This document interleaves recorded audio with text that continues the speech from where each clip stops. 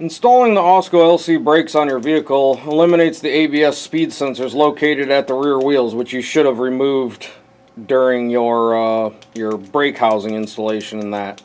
That'll deactivate the ABS system, causing the ABS light to illuminate on your dash cluster.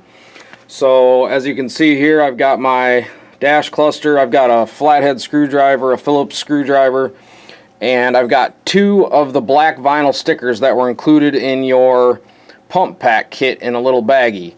So you're going to need that for this step. So the first thing you're going to want to do is at the top of the gauge cluster, you're going to want to remove the 2 Phillips head screws. Then you're going to want to be careful and pop all these plastic tabs out so that you can remove this piece here. So you need to stick your flathead under these, pop them out, pop that one out, pop this one out,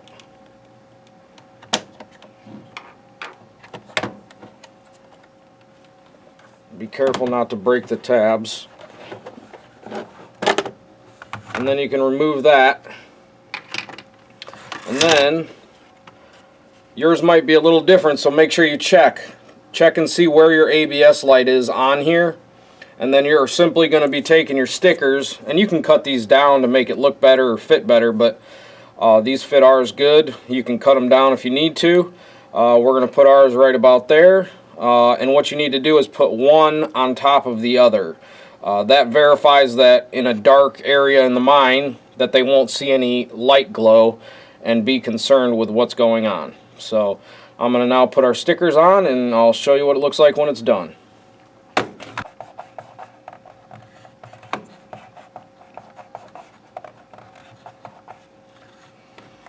Alright, so when it's done, and obviously you'd have your clear piece put back on, it's actually really hard to see this vinyl. It matches pretty good. So I've got my 2 pieces of vinyl on top of each other right there, so you won't be able to see any glow. So then at this point you can put your cover back on and put your 2 screws back in, and feel free to install this back in the vehicle at this time. So for the next step, we are going to be using option 1. You're going to want to probably get the instruction manual at this point and turn it to page 75 and 76. It'll greatly help you. We've got a big picture of the ABS connector, which will be at your ABS module, and it's got some helpful tips and tricks. But our vehicle here does not have ABS, therefore I can't show you this on the truck, but we do have a connector. So I will show you what we are going to do with the connector here. What we're basically doing is using option 1, which is for rear only brake systems with ABS, which is what you guys have. This involves repinning the ABS connector to use the speed sensors on the front wheels instead of the back like it normally would.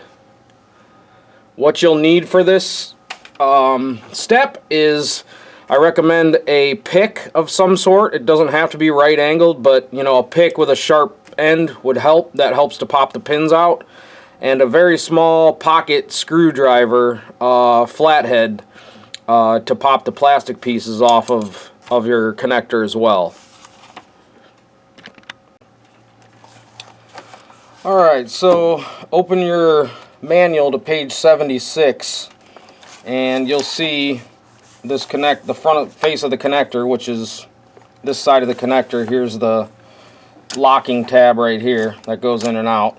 So what you're going to want to do is pull your locking tab out, and I like to actually remove it just to get it out of my way while I'm doing this.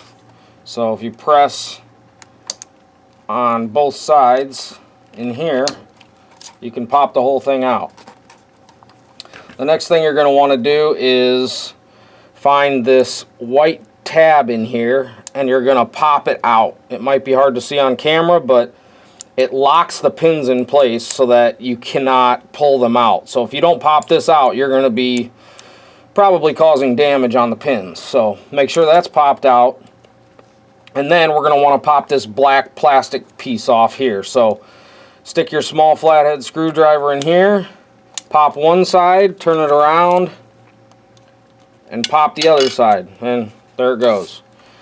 So now you can see your pins, and just so you know, when you grab one of the pins, you can actually push it in and out. See, I'm pushing that one in. I don't know if you can see it on the video, but it's actually coming out further. So in order to pop the pins out, you're going to have to push the wire up and then take your pick, push the tab in on the back, and pull your wire out, and that'll release it because there's a locking tab on the back side of all these pins. So that's why you needed the pick. But I'm going to go over this real quick with you. Okay, so looking at your connector from the front, you're going to have pin 1 here, pin 12 here. Obviously 2 through 11 are going to be here. Then you're going to have your 13th pin here, 24th pin here, and you'll have pin 14 through 23 here. And the last row you'll have 25 through 34 here. The ones we're going to be popping out, you're going to be just swapping. You're going to be, so 1, 2, 3, 4. This is a white wire, as you can see right here. What you're going to be doing is swapping the white wire with the red wire down here, which the red wire is number 18. You're going to be swapping those two. And then the black wire, you're going to be swapping with the green wire, which is down here. And the blue wire right here, you're going to be swapping with the yellow wire over here. And lastly, you're going to be swapping the pink wire with the violet wire right here. And like I said, the diagram on here is pretty self-explanatory. You can see exactly which pins are getting swapped, and that's going to in turn make the truck read the front sensors instead of the rear sensors. So I'll show you removing the first pin just so you've got a good idea of how to do it. So I'm going to grab my white wire here and push it up, and then take my pick and push in on the tab. It's hard to do, so it can be challenging. There we go. I pushed in, and see, I can pull my white wire out. Next will be your black wire, and so push that in, push down on your tab, and pull out. So you can go ahead and remove the blue, pink, and then remove your yellow, violet, green, and red wires from the second row down. Alright, so I've got all 8 of my wires pulled out of the connector. As you can see here, I've got the 4 on top and 4 on bottom.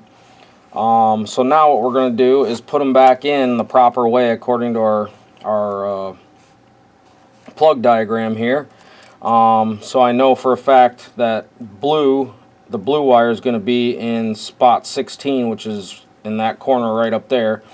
Now when you put these back in, you want to make sure that the locking tab is put back in the right way, or else you'll be able to pull the wire right out, and that's not what you want. So always make sure you can look at the fronts and see which way the locking tabs are, and then you're going to want to put your wire back in and pop it in, and you should be able to pull on it and it won't come out. Okay, so if it comes out, you've probably got that locking tab in the wrong way. But then after you get that wire in, follow your diagram and put the rest of the wires in the proper locations, which the next wire next to the blue wire would be pink. So you're going to be putting pink there, and then you're going to be putting the white wire next to the pink, and then you're going to be putting the black wire next to the white wire. And then you can come up and do your top wires as well, and I'll show you it when it's done. Alright, so at this point you should have all your pins put back in, both the second row and first row. And this is what the final pin placement should look like. So in pin place 4 you should have a red wire. In pin place 5 a green wire. Pin place 6 a yellow wire. Pin place 7 a violet wire. Then you go down to pin number 16 and you'll have a blue wire. Pin 17 will be a pink wire. Pin 18 will be a white wire.